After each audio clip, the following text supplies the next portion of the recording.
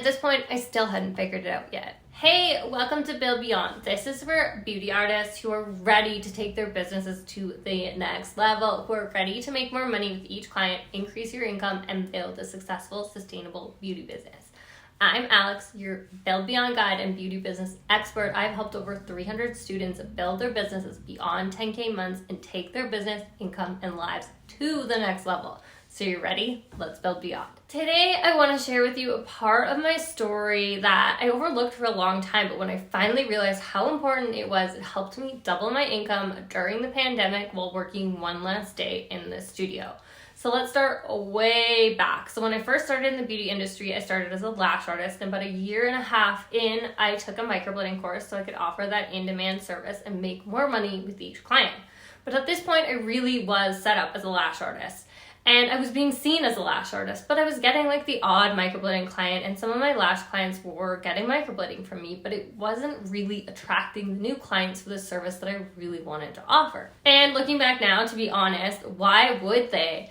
If you went to my Instagram page, which was my main way for attracting clients, it was covered in photos of beautiful lashes. And if you even saw like a couple of my brow photos, or it said in my bio that I of course might offer microblading, it didn't really look like I was a microblading artist. And who wants to trust and pay someone who dabbles in a service, especially a service like microblading? So not realizing that what I was doing, I kept at it, attracting the odd random brow client who were not my ideal client. And I was also working at a lash bar. So can you say lash artist? Let's say it louder for the people in the back. No wonder I was only a fully booked lash artist. And there's nothing wrong with being a lash artist. I love lashes. I get lashes. I've had them for like 13 years probably. And I still do have some OG lash clients. But what I really wanted to do was microblading. And I still didn't figure it out at this point. I had convinced myself I wasn't attracting microblading clients because most people didn't want microblading. They wanted machine work, powder brows, ombre brows, nano brows, which is so not true. Microblading was and still is so in demand. So what did I do? I threw down my credit card and signed up for a $4,500 3-day machine brow training, promising myself that I would pay this off so easily with all the new clients I was going to attract by offering these new services. And I am grateful that I took this course because I do still offer combo brows to clients who actually need it for the look that we're trying to achieve.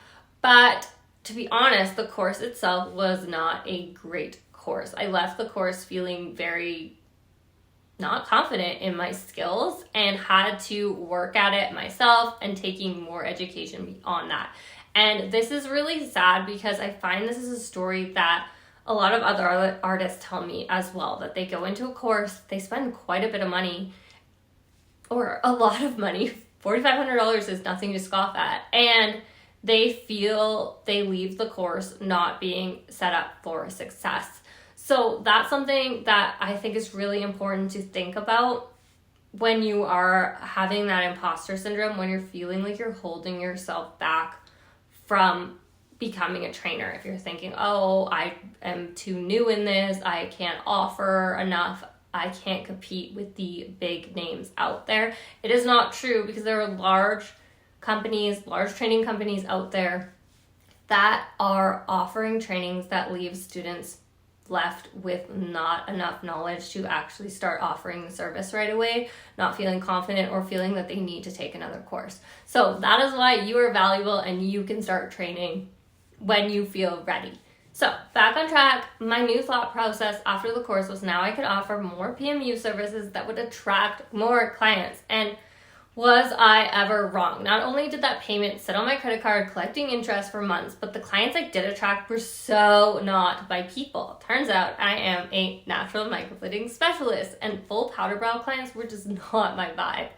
Let alone sitting there shading for that long, especially when you're new. It takes a long time to get a saturated eyebrow, and I was just not loving that. I was meant to microblade. So more months pass and no change. Still successfully fully booked lash artist with the odd PMU client who were not my ideal clients. And I wasn't gaining that traction that I thought this course was going to give me. And then the moment I'm sure you've heard me speak of before, my breakdown moment in the middle of the Christmas rush, exhausted, sore, hunched over client, thinking to myself, if I have to make one more lash fan, I'm going to scream. And after that, it hit me. I have to act as if I am already a microblading specialist that I want to be if I am going to become her. I need to separate myself from lashes and become that natural microblading specialist because that's what clients want.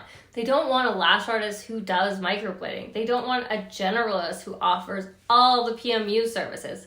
The clients I want to see someone who specializes in natural microblading, and that's who I wanted to be, so that is who I became. Side note, again, this doesn't mean that you can only offer your specialization. You can offer other services, but they will not be your specialty. They will be add-ons.